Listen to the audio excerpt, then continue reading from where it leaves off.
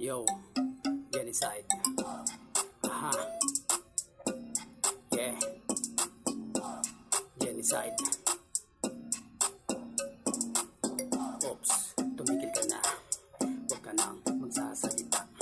Baka merong mabigla, tapos biglang mawala. Ganun talaga mga pinagsasabi ng mga walang kwenta. Tandaan, pag ikaw ay dumaan, walang kwenta pinagtawanan. Oops, teka lang, marami ang nagsabi yung chicks mo pare ay ganun.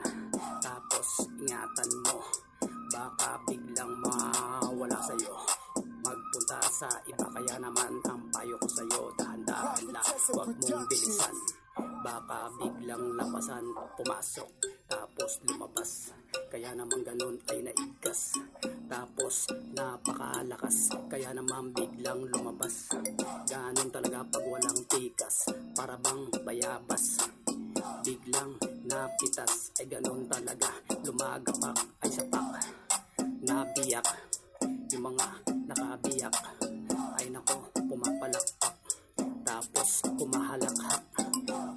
Nagsample lang ako dito sa freestyle ko.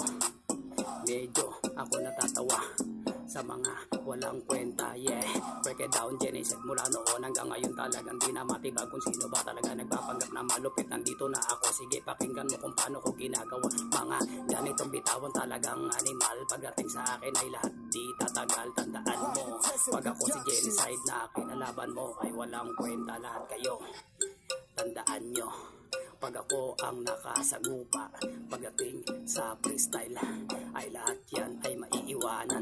Ako ay matagal na dito, kaya malabo nang umalis sa trono. Tandaan, si genocide ay nako, pagdating sa pormahan ay alam na. Maglalakad pa lang, kayo ay pauwi pa lang, tapos sasabihin nyo na kayo ay nakapunta na.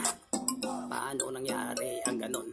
Mula noon hanggang ngayon walang pinagiba. Ganon pa rin, puro kabulukan. Tapos sasabihin sila ay magaling. Paano nangyari ang ganon?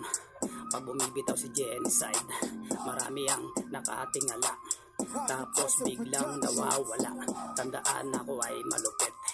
Di ko sinasabi na magaling, malupit lang talaga. Iba ang malupit sa naglupit-lupitan, iba ang magaling sa nagaling-galingan. Tandaan, OG genocide. Mula noon hanggang ngayon, 1, 2, 3, tandaan nyo. Yeah, OG genocide.